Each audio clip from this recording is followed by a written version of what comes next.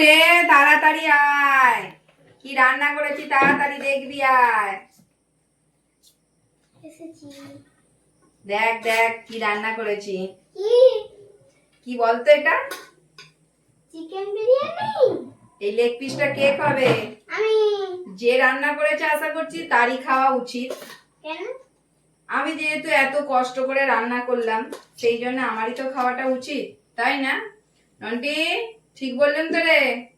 সেটা ঠিক, কিন্তু যে হেল্প করেছে তাকেও তো একটু দিতে হবে।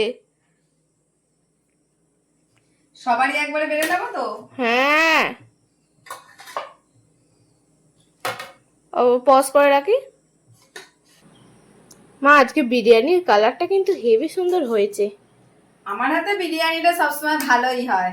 আচ্ছা, তাই বুঝি? হ্যাঁ, যে যে খেয়েছে সে সেই বলতে পারবে।